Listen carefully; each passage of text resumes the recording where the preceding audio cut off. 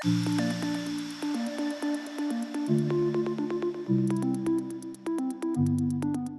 everyone, and welcome. I'm Lisa Ling, executive producer and host of This is Life with Lisa Ling on CNN. And I have talked with so many entrepreneurs as part of my reporting, and I know how hard this past year has been for so many small business owners in so many ways. According to the QuickBooks Small Business Recovery Report in April 2020, small business revenue dropped by 22% nationwide compared to before the pandemic, the equivalent of 4.6 billion during that month alone. Now, we know that businesses have faced many challenges. Certainly, one of the biggest is access to capital. Entrepreneurs need capital to keep businesses running, keep employees on payroll, fund operational shifts due to the pandemic, and of course, adjust for decreased revenue. A recent QuickBooks survey found that as of March 2021, small businesses have made, on average, almost 3 times as many funding applications for loans, grants, and other funding as they did during the first 9 months of the pandemic. This Intuit QuickBooks Town Hall is an opportunity for small business owners to tell their stories and ask questions about capital and funding, because that challenge is still very real for so many of you. First, let's introduce our panelists who will be able to provide a lot more insight on a lot of questions that so many of you are having. We are so pleased to welcome Congressman Cedric Richmond, Senior Advisor to the President and Director of the White House Office of Public Engagement. Until this year, Cedric was the U.S. Representative of Louisiana's 2nd Congressional District, which includes most of New Orleans. He was also the chairman of the Congressional Black Caucus from 2017 to 2019. Congressman Richmond, thank you so much for joining us today. Well, thank you for having me. We are also joined by Luke Voiles. Luke is Vice President and General Manager of QuickBooks Capital. In 2020, Luke and his team helped eligible QuickBooks customers apply for more than $1.5 billion in SBA-approved Paycheck Protection Program loans and keep thousands of employees on payroll. Luke, so nice to see you. Thank you, Lisa. We're so excited to have an Emmy award-winning journalist of your caliber here to help us tell these stories about small businesses today. So thanks. Well, I'm really so honored to be here. I know that there are so many people who have so many questions that are just eager to get some insights and wisdom from you all. So Congressman, I'm going to start with you.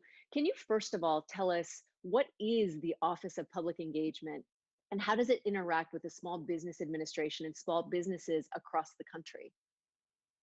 Well, President Obama described the Office of Public Engagement almost as the welcome mat to the White House. I think we look at it probably a little bit differently in terms of we consider ourselves to be the relationship manager and information distributor from the White House in terms of to constituent groups, so whether that is private sector outreach in terms of small businesses, big businesses, whether it's nonprofits, whether it is civil rights organizations, we want to maintain those relationships. One, I think what's most important is that we just don't use them for output in terms of going to seek them out when we need them to go promote one of our messages, but we also seek them for input when we're developing policy, when we need to know what really works on the ground and not just in theory, because we know that a lot of times government policies sound great in theory, but for those businesses and those people who have to actually put them in practice, that they're actually terrible and unmanageable. So we want to make sure we do that outreach on the front hand.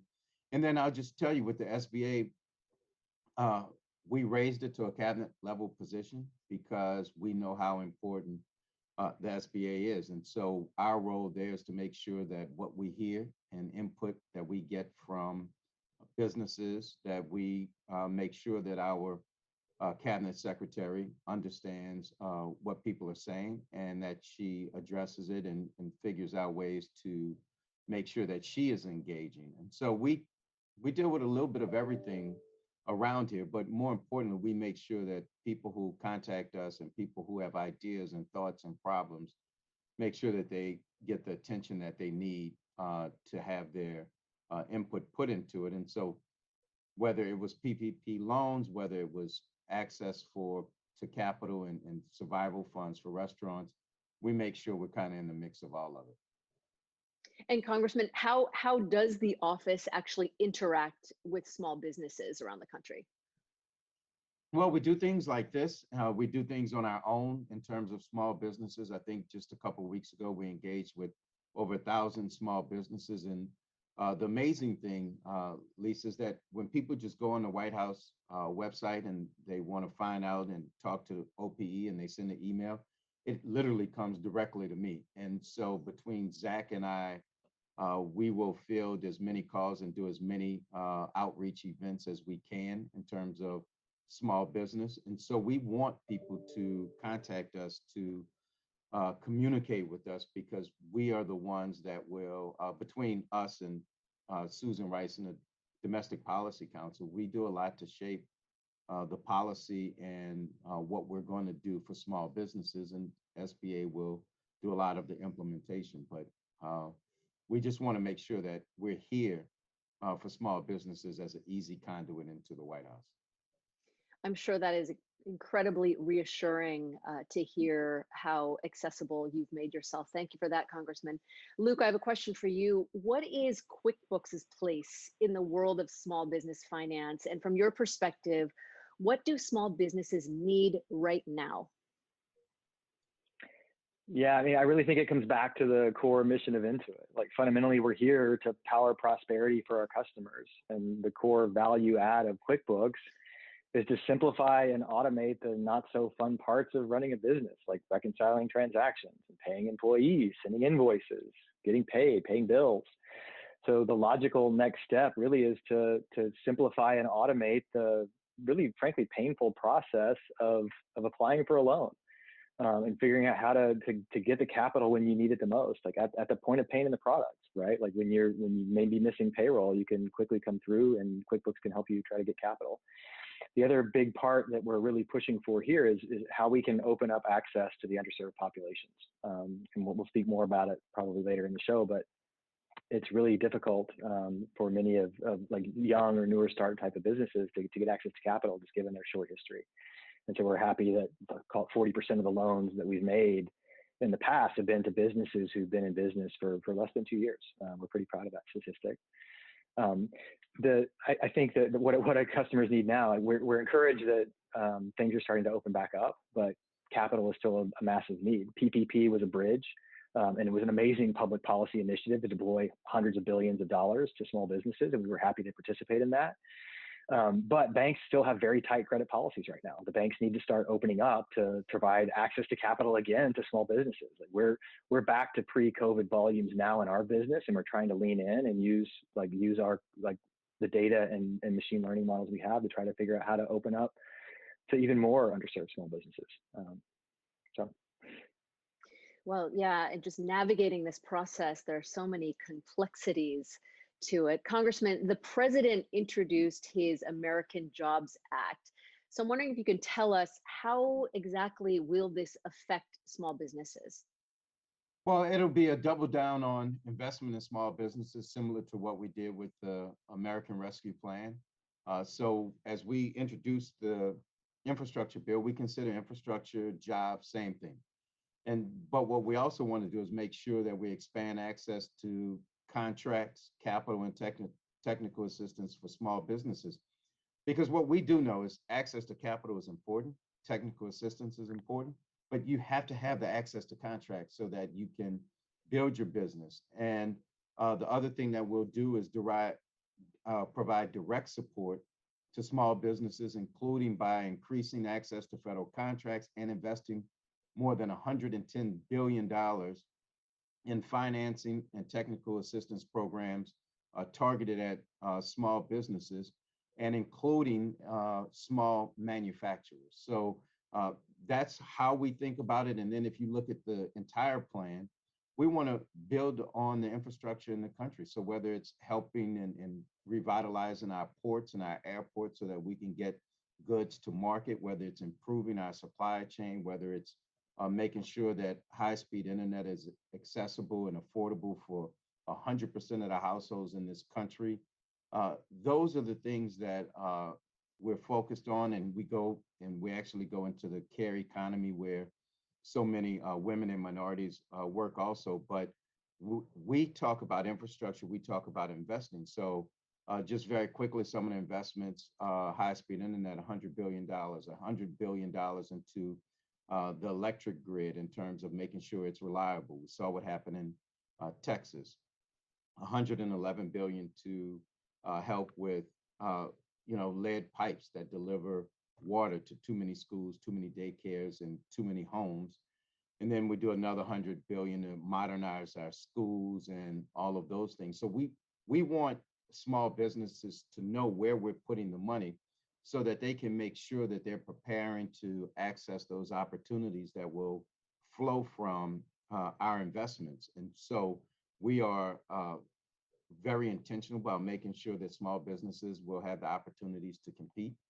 We know they create the majority of the jobs in this country. We know they invest in small communities or our communities around this country. And so we want to make sure we continue to empower them and that we give them everything we need. So we did that plan with small businesses in mind, not to mention, as we talk about paid leave and those things that they will be able to provide because of us to their employees and actually compete with the big corporations. It certainly is a very bold vision of the president to want to invest so much in infrastructure, but certainly an opportunity for so many jobs and small businesses. So thank you for sharing that. Luke, you mentioned unequal access to funding, which was one of the bigger challenges even before the pandemic. So I'm wondering if you can walk us through what you're seeing when it comes to persistent disparities in financial inclusion and how it's being addressed.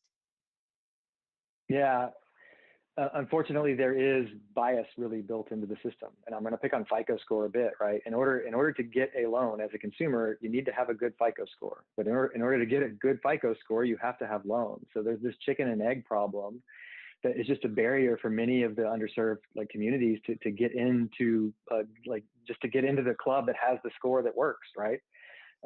It's the same on the small business side. Like, it's not as homogenous, right? There are probably a dozen different small business credit scores that different lenders use to underwrite small businesses. Many of them are the same, like, give to get type programs where a business will get a loan and then the lender has to report back to the bureau so they can then calculate and build credit scores for small businesses. And so it's just it's difficult to know which small business score matters or how to build your credit score on that side. One of the things that has me really excited though is the alternative data sets we have now can break through those barriers, right? So think about bank transaction data for consumers. If a consumer is willing to consent to allow you to use their data, they may have a thin file or no credit score at all, but the bank transaction data will show consistent W-2 paychecks coming into their bank account, lack of any type of insufficient funds, and really just cash flows that make sense for a consumer. And if the bigger banks, and I think some of them actually announced last week that they're going to start to use that data in order to make loans to consumers that don't have any credit history, right? You can use these alternative real-time data sets to actually open up credit to broader populations that aren't frankly part of the club yet, but the data is there and it's accessible and it's easy to use that to help people get access to capital to bring them into the market. So fintech is really helping to drive forward the use of these alternative real-time, very valuable data sets that if customers allow it, it will allow them to get access to capital much more quickly. So frankly, the future in data, the future of how we're using the data really can help open up and break through these barriers for the underserved populations. We're excited about that. Luke, I just have to ask you to just touch on women and minority-owned businesses because they have been so affected by what has happened over the past year. Yeah, you mentioned our QB Capital Access survey from before, but the data was clear. From March to December of last year, minority-owned and women-owned businesses were more likely to be rejected for loans. Part of it is this inherent bias in the historical credit scores, and part of it is for other reasons, for real bias reasons, which is just unfortunate. But we see it in the data, so it's happening, and hopefully the fintech and the alternative data can help us push through and make it better for all those populations. So when we opened up registration for this town hall, we asked attendees to submit questions and comments and received thousands of questions and stories of struggle We selected the questions that most represent what's on the minds of small business owners right now. But I want to start with a few short comments from our audience to let you hear a sample of what so many small business owners are feeling. I cannot find help. No one will help me. Why is it so difficult to access these funds?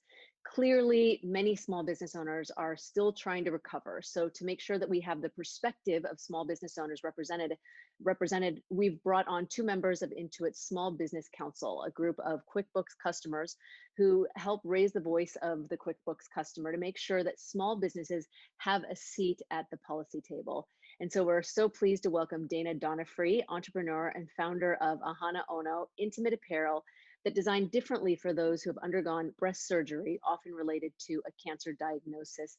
Dana, welcome to the program. Now, when you first launched your business 7 years ago, you were self-funded. What has it been like for you since trying to get capital for a growing business? Well, thank you, Lisa, and thank you, Intuit QuickBooks, for having me join this panel. It's such an important conversation for small business owners and entrepreneurs. And when I set out to create Ahana Ono, I wasn't just disrupting an industry, but I was disrupting an industry that was already vastly underrepresented and misunderstood. So to get traditional funding through angel investors or even friends and family, not everybody has that in their back pocket. So I decided to self-fund my business. That meant that there were no more vacations, there were no more new jeans or new sunglasses, because every penny I had needed to go into the launch of creating the business itself, where most of the startup costs are incurred. And from there, you know, you really are sort of on this hunt for money. I was always very shocked to see that finding money was really difficult when you were bringing money in. So the revenues, of course, were supporting your growth, but you start to understand that cash is needed to really escalate and scale that. So I started out with personal banking loans that I took against my own name, as well as personal credit cards before I could even get banks to open up business checking accounts or business loans or line of credits. And from there, because I was building a small business, I was building a startup 7 years ago. You know, I kind of say that the pre-Shark Tank era, where we weren't necessarily talking about funding from strangers and investors every single day. You do everything you can to make it work. I've received alternative funding, conventional and unconventional. I've applied for grants to just about every corporate America structure that offers them.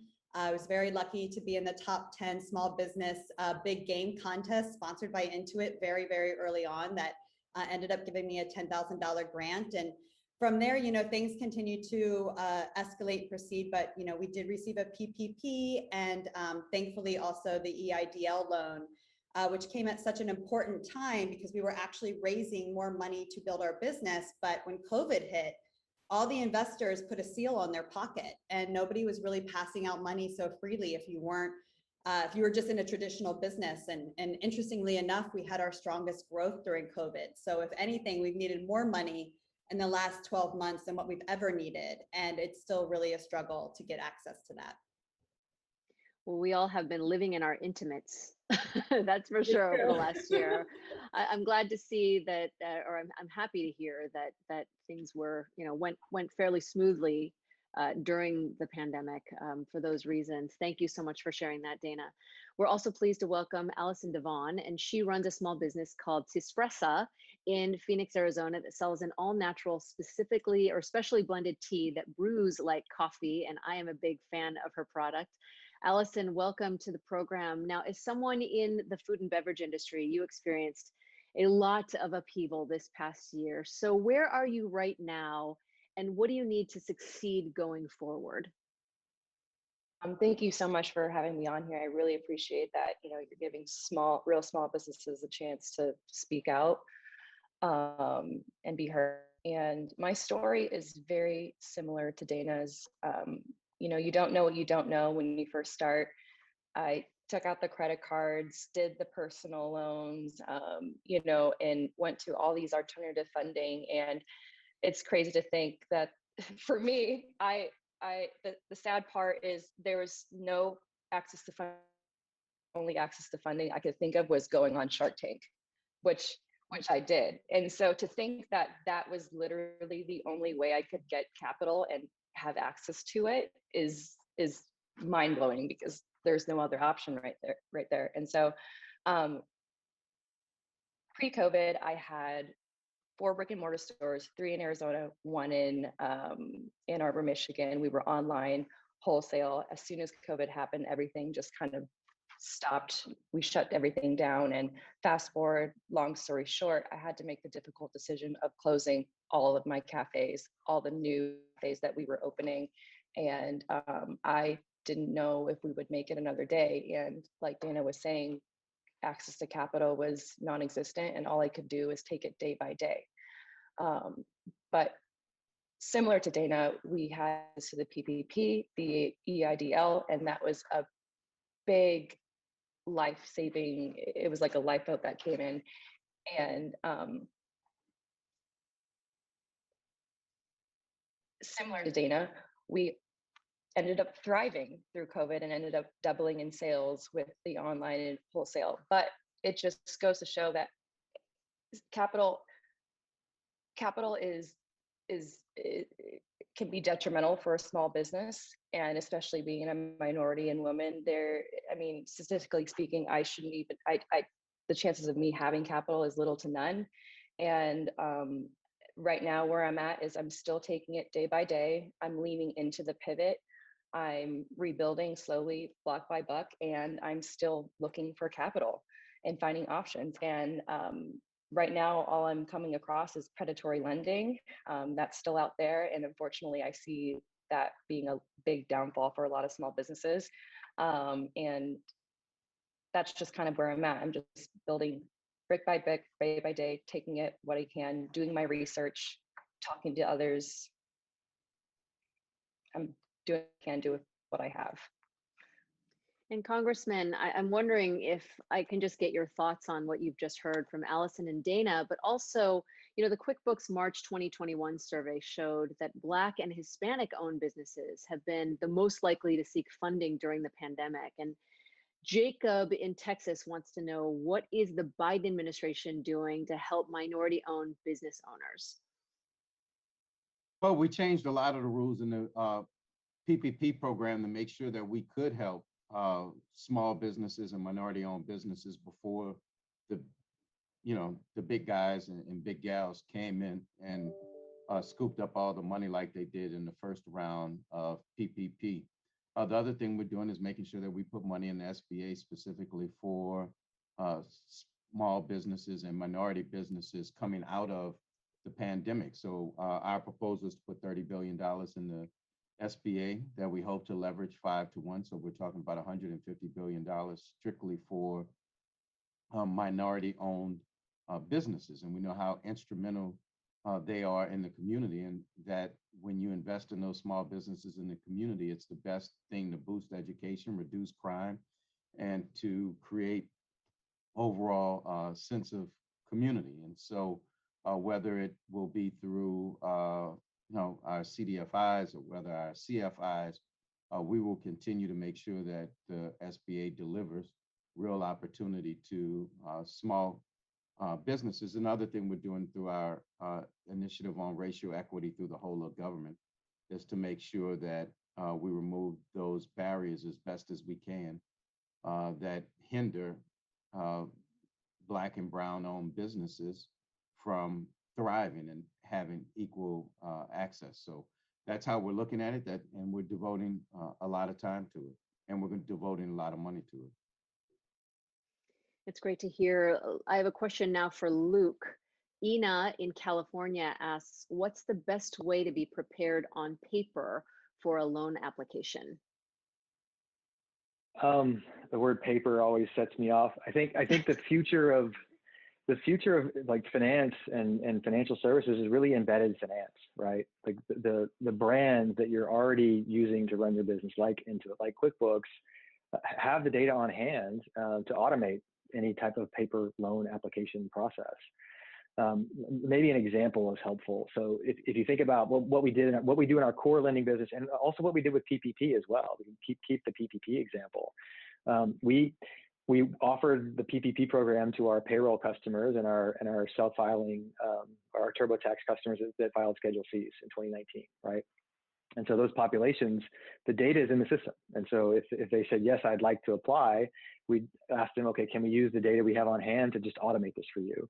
And as you imagine, almost everybody says, yes, please. And the process is so easy, right? We have the personal information of the owner of the business. You show it to them and say, hey, like this is the information we have, review it and click to move to the next page. So it's one click. Next page is really the business owner information. So the business information, right? The address of the business, the name of the business, any of the details, EIN potentially. Review this. If it's right, just click next. There's some consents and some validations and attestations you have to make based on the amount, but we're able to automate all of the background normal lending underwriting process, validate that the people are who they say they are, get them through the identity checks, do the very complicated payroll calculations that tell them the amount that they qualify for, and then get them through in less than 5 minutes, right? And so part of me is saying it's going to get better in the future because more and more of platforms will have embedded finance attached, and the data can be used to make it easier for you to apply. And so if you have to go the paper route, and I can again pick on the banks on PPP, there is a pretty long checklist of documents you need to bring in to get a paper PPP loan application completed, right? And so like, if you want to be prepared in that scenario, you need to get that checklist to go through it, make sure you have all the T's crossed and the I's dotted to make sure you have everything you need. It's a pretty onerous process to make sure it's all there. And then frankly, do the calculation yourself, which frankly, it's hard enough for an attorney or an accountant to do that versus a customer trying to calculate it themselves, right? It's just a painful thing to go through. And if the platforms that you're working with can automate that, that just makes a massive difference. And so, like back to paper, right? But my hope is the future doesn't have paper anymore. The data is pulled in automatically. We can pull in and remove the bias and allow the stuff to go through and just fly through in an automated way and make it seamless. Like you remove that pain point. Like listening to these stories is heartbreaking. I mean, I live on the main street of my hometown in California, and a little over a year ago, we watched all the doors shut, and it's heartbreaking. And so figuring out how to like take the public policy to help solve these problems and like lean in to help these businesses was great for the team. It really was part of Intuit's mission. But again, I hoping for a better future that doesn't require paper loan applications, so to speak. Yes, we have to get with the times. Thank you so much, Luke. Congressman Richmond, we had this question from several audience members, including Gabrielle in California and many others. And they want to know, is there help on the way for sole proprietor businesses? Well, actually, I think that we already delivered some. We instituted reforms to the PPP program so that we can make loan amounts more equitable for sole proprietors, and we will probably continue to monitor and make changes to deliver access to capital for those businesses also. Thank you for that. And Dana, since you've had so many different funding sources since launching your business, Amy from Texas is asking, what are some ways to attract capital from investors? I love this question because Amy, also assuming from her name, is a female identified human. And, we have a harder time in the boardroom. End of story. There are stats and there are plenty statistics out there that have proven that we have a difficult time in front of investors. And I think the reality is that we're all starting businesses in effort to solve a problem. So when I set out to change and impact the lives of those disrupted by a breast cancer diagnosis by starting with their underwear drawer, I got a lot of pushback from investors. Like, is the market big enough? This sounds very niche. Is this a lifestyle business? I didn't think 8 million women worldwide who needed their lives improved was a niche style business, but this is the men's perspective on the other side of the table. So you have to be prepared to sell a compelling story. There are investors out there that do think about your social impact, but investors think about their money first. So make sure that you're selling that compelling story. Make sure that you know your numbers and your market size, because if you're solving a problem, the world probably needs you to solve that problem. And I can just say over and over again, when you hear no, just keep pushing for a yes, because there will be loads and loads of no's out there until we get more women at the table, more women investors, more funders that understand the problems that we're solving, and to just continue that encouragement within yourself, because you won't necessarily get it in the boardroom. Dana, what was it that pushed you over the edge for investors? Was it identifying the market size? I started to change the way I talked about my business. I was really focused on why these women and other people needed their lives changed, needed their lives improved, shouldn't be living life of pain and challenge and disruption. What I realized was I wasn't talking enough about the market and how do we generate money and how does that build a business, period, end of story. So I think, especially as female entrepreneurs, watching all of us pitch over and over again, we like to talk about the improvements that we're making to people's lives more than the business model itself. Men completely flip that on top of its head and talk about the business model first and talk about the problem second. So I've really just taken that lead and made sure that I'm talking about the business first while also sharing why we are improving the lives of others. Dana, such valuable information. Thank you for sharing that. Allison, I have a question for you. Janelle asks, how can I access business capital or credit without taking a personal hit or ding with a personal credit score? It affects those of us trying to purchase a home or build credit for a home at the same time while running our business. I think you in particular have some interesting thoughts to share for this question, huh? Absolutely. And to be honest, I might not even have the answer to that, which is the harsh reality. It just balancing all of it, your personal, your business, the credit scores, the having to have loans out to have a good credit score, the timing of it all. To improve the credit scores, you have to have a certain amount of time. It's a lot of stars to align. And I guess my biggest advice would be to, as you're building equity for your company, to not forget to build equity for yourself as well. And I started very aggressively and didn't really compensate myself. I put everything back into the business because I wasn't getting outside funding, right? I'm like, well, someone has to fund it, and that person's just going to have to be me. And personally, I have sacrificed my credit, and I have sacrificed, building my own equity. And it honestly took a worldwide for me to stop and realize, like, wow, I could lose the business today and have nothing to show for it. I have no house, no car, no nothing, no credit, no equity for myself. And so I get emotional talking about it because this is a very real thing. And I can only imagine what it's like having a family to take care of and children. And so I feel blessed to be in the position that I was and to be able to crawl out of it. But I know there's a lot of people out there who didn't have that chance and who doesn't have that option and who's struggling. And so I talked to a lot of those people. And so moving forward, I kind of restructured everything. No matter what goes on, it's just to always make sure to take care of yourself and to put a little bit of aside and to be mindful of building both at the same time. But Allison, thank you for sharing that. It's so true. It shouldn't be that difficult, right? We shouldn't have to leverage so much of our personal assets and our time and resources. It just shouldn't have to be that way. Thank you so much for sharing that. Congressman, I have a question from Barbara in Pennsylvania. She says, it would be tremendously helpful if we could find a lender who could help us consolidate our loans into a program that would allow us to move forward. Does the SBA provide that support? The SBA does offer lender match, which is a tool borrowers you can use to through the SBA website to find an SBA lender.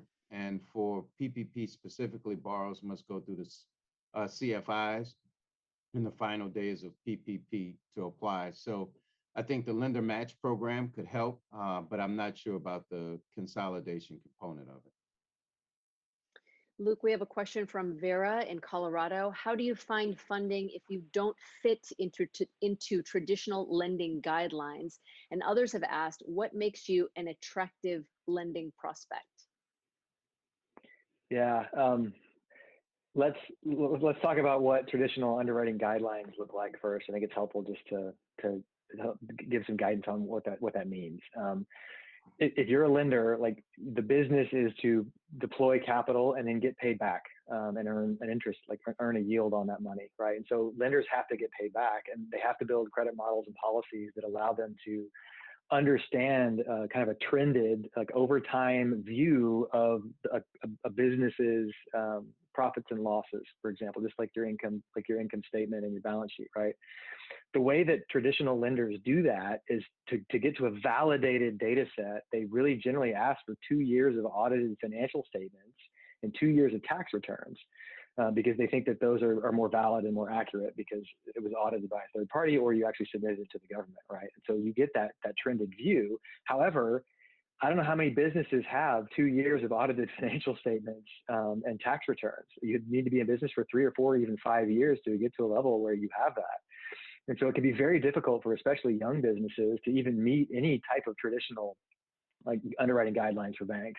I think the other thing to think about is that the size actually matters. It's really expensive for a bank to underwrite a loan like that when they're deploying the capital. So any loan less than $250,000 doesn't make sense financially for a bank to use. And many of these small businesses don't qualify for loans that big. And so they're kind of just shut out of the traditional banking system because they don't have 5 years of history and they don't have enough cash flow to justify paying for a $250,000 loan or greater. Right. And so that's like size matters, length of time matters for traditional. It's really tough. That's part of like what we're trying to solve, right? Like we have, with the customer's consent, can look at 3 or 6 months of transaction data, and you get to that same validated trended view because you see every single month, like not just 2 snapshots in time over a multi-year period. You see every single transaction every month, and you can see what the revenue looks like and see what the mix is, see what the customers look like. It really allows us to open up to more customers that don't have that history because there's more detail over a shorter time frame, and that allows us to open up to more. And so, unfortunately, for traditional guidelines, there really is just a barrier that the larger banks can't get beyond. Many are coming down market by automating and being more like fintechs, and that's encouraging.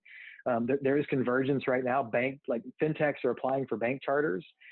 Banks are buying fintechs and trying to come down market and make it more automated and use this alternative data. So the market is converging to the same thing. Like financial technology is banks, and banks will become financial technology companies, right? Like it's going to come together, and it's going to get better over the next 5 years for all of these very small businesses because the traditional underwriting guidelines will start to shift. The banks are seeing how fintechs are deploying capital with these newer, more automated models, and it works. And so it's all coming together. And so like to be an attractive prospect, I guess, like from the QuickBooks Capital perspective, we like to make sure our customers can afford to pay the loan back that they're borrowing. So we want to see monthly cash flow after expenses that is sufficient to pay back the monthly loan payment, right? Simple tests like that. We have affordability calculators on our website too that you can play with to see like what size loan you can afford based on data, like your own data if you want to allow us to show it to you, right? So there's an exciting future here. Traditional is pretty tough right now, though, still. Congressman, quite a number of people are just wondering if you could just elaborate more on the lending guidelines in the SBA. We're working very hard to streamline and make sure that it's an easier process to get through. And if you look at what we did with PPP, making sure that we gave out about $250 billion in relief to small businesses, with 95% of the Paycheck Protection Program going in businesses with less than 20 employees. That's where our focus is. And so hopefully you'll see that the process in terms of applying and doing those things with the SBA is a lot easier. Criteria, I'm not sure, but we're also creating a new grant program through the Minority Business Development Agency that will help small Black and Brown businesses and manufacturers access private capital. I'm sure much of that information is probably found on the website, which we'll share with the audience in a little bit.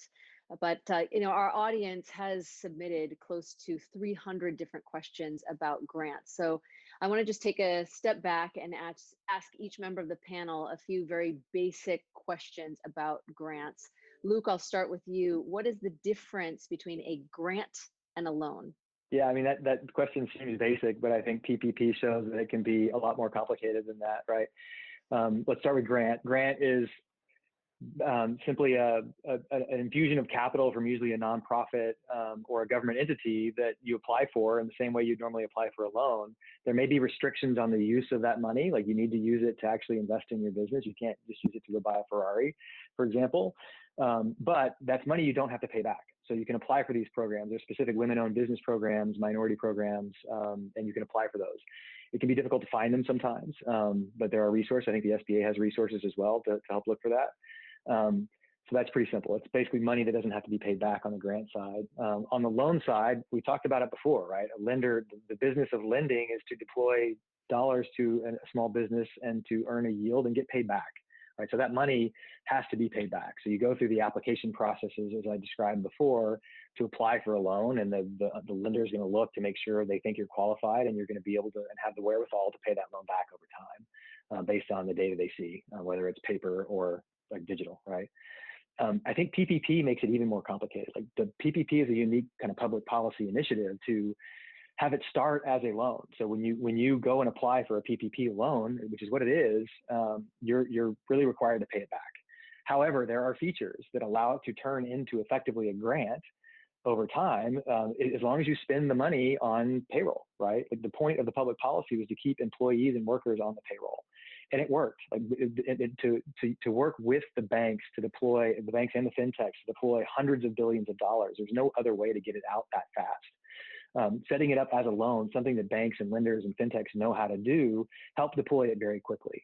The additional layer to then convert it to a grant after by spending the money on what you're supposed to spend it on, and then like when you apply for forgiveness, which is going on now for many PPP borrowers, you're able to say, look, yes, I did spend it on what I was supposed to, and the loan gets forgiven, and you can move on and go forward.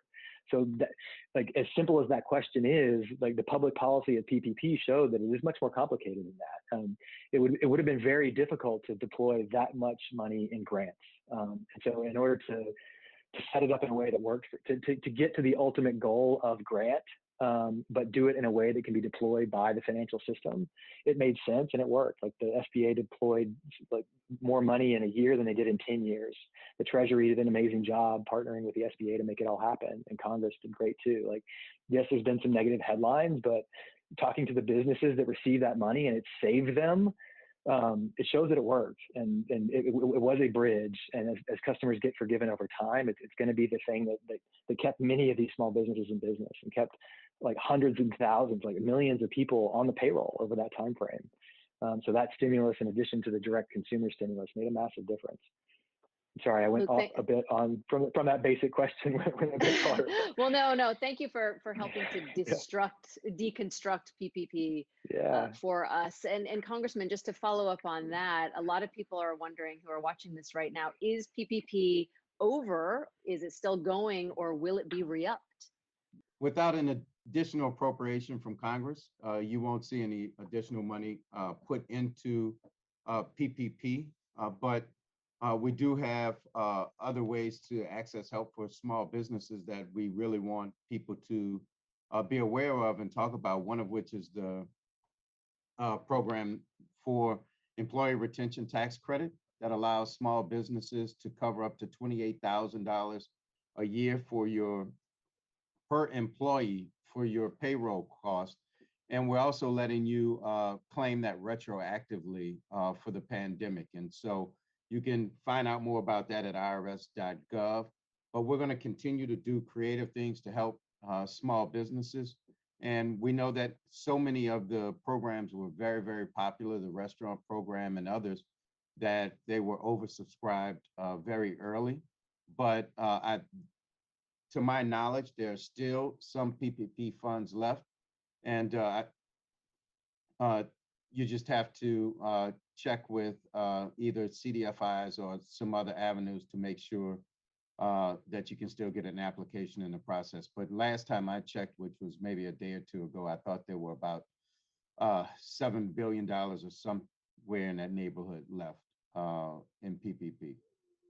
And Congressman, Luke did a great job of explaining the difference between a loan and a grant. So how do people in different industries find out about government grants in their area? We've had questions from people in food service, farmers, and nonprofits ask the same question, just to name 3 examples. Well, I think the first step is to start at the SBA and to look at all the programs the SBA has, and most of which are loans. But you have the 7A loan program, you have the 504 loan program, we have some microloan programs. We were very creative in during COVID to construct a loan program that is really a grant program once you complete it. But most of the things you're going to find through the federal government will be most likely loans to help with access to capital. But as we continue to be more and more creative as we get through COVID-19, we know that we're going to have to necessarily think out of the box to help businesses build back, especially those. We lost almost 400,000 small businesses during the pandemic, and we know that government's going to have to step in to help to get some of them back. That is a dizzying number. Thank you, Congressman.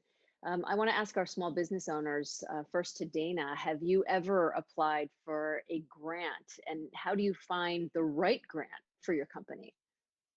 Yeah, I love this because I'm going to take a spin on it because I've actually never applied for a government grant, which maybe is where your head might go when you're thinking of grant money. But I really leaned on corporate America, especially the organizations that provide services to small business.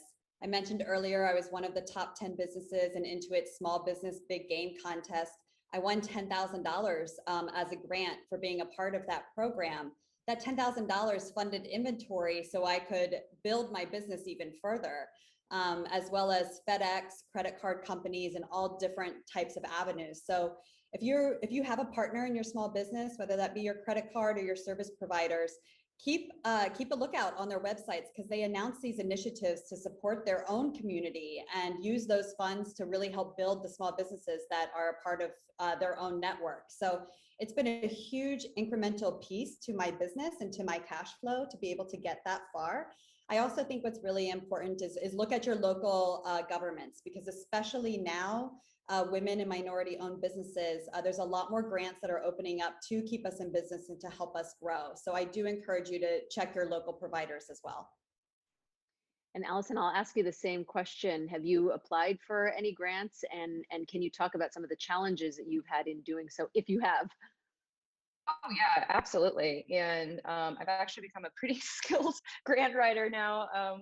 I just highly recommend do your research. I personally go on also like Dana, rely on corporate America. I just look up where's a grant program for women on Google.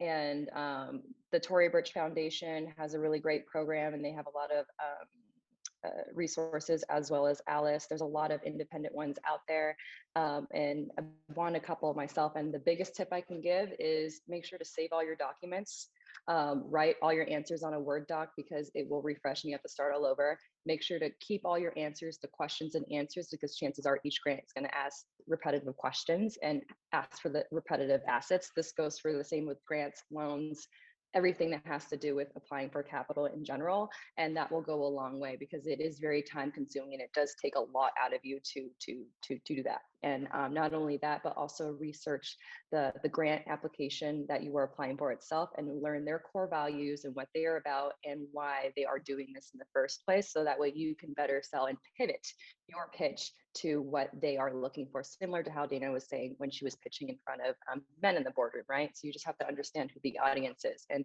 it takes a lot of practice to do it. It's similar, I would compare it to applying for a job. And just the more interviews that you do, the more comfortable you get, the more feedback you receive, the better it will be. So just keep on practicing and talk to others and collaborate and be on the lookout. Thank you, Allison. Congressman, we know that restaurants were among the hardest hit by the pandemic and that minority-owned restaurants failed at a disproportionate rate.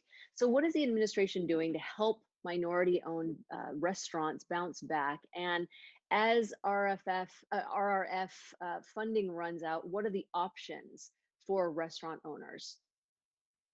Well, that's exactly why we created RRF in the way that we did. to make sure that we help those minority restaurants who were hurting and who disproportionately could not get help in traditional manners. And so that's why we put $30 billion in for that restaurants program. That money was oversubscribed almost immediately. And that just gives you an idea of how vast the problem was that $30 billion didn't cover it. So that's why we're encouraging people to go look at the employee retention tax credit. And we're going to continue to discuss with Congress whether there are additional ways for us to support small business, including through the restaurant programs.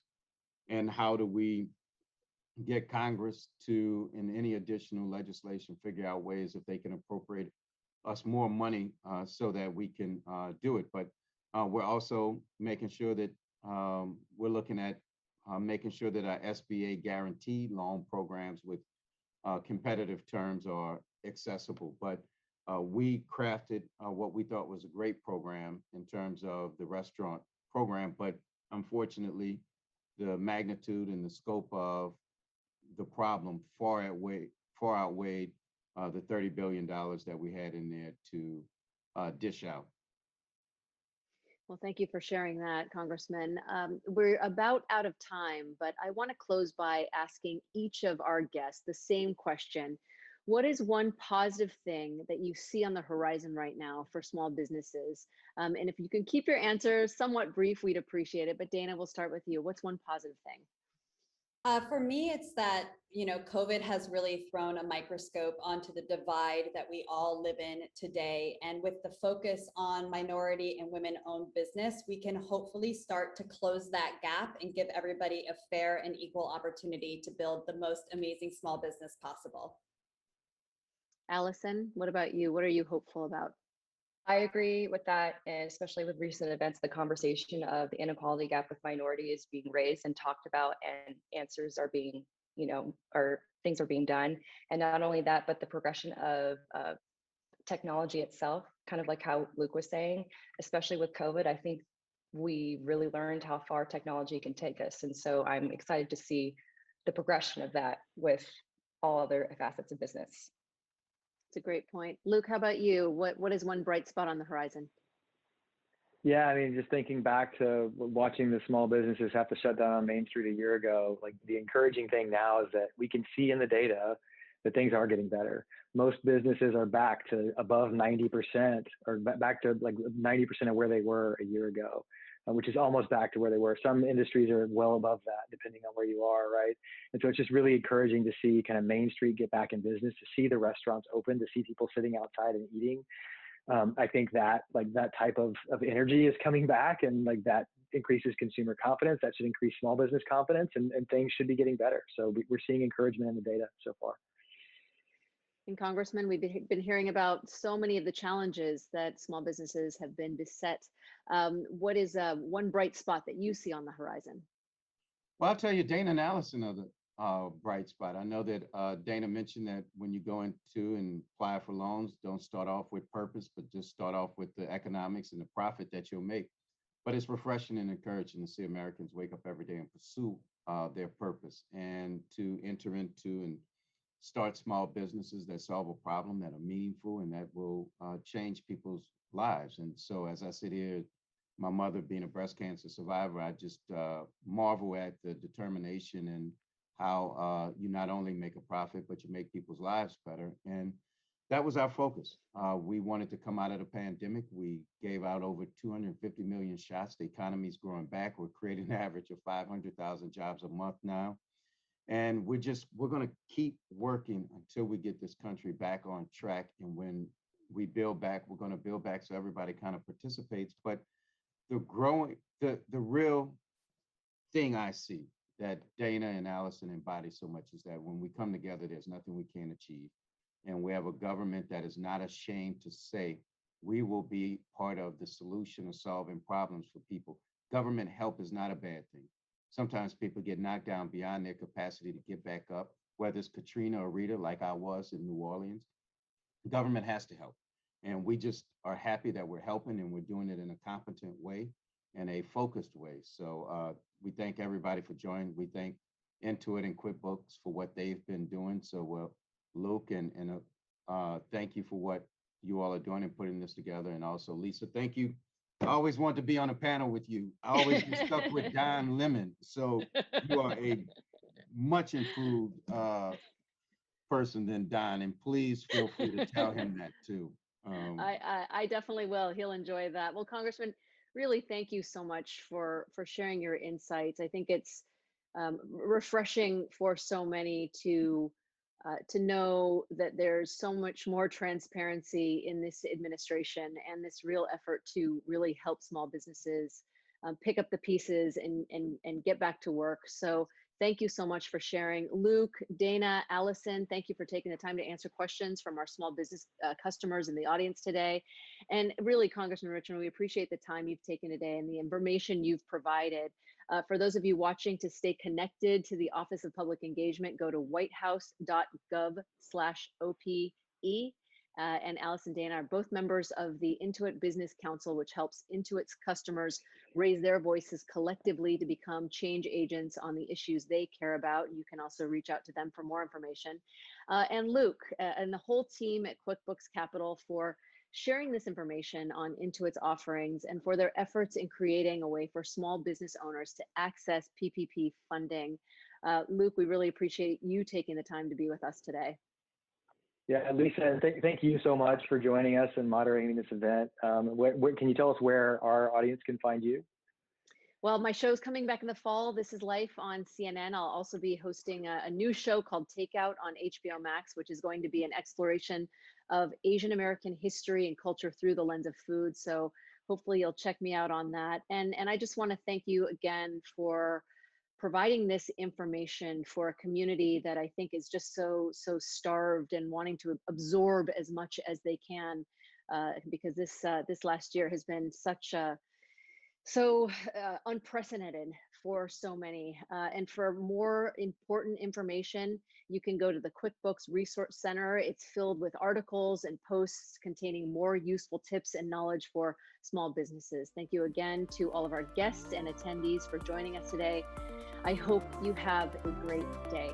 Thank you.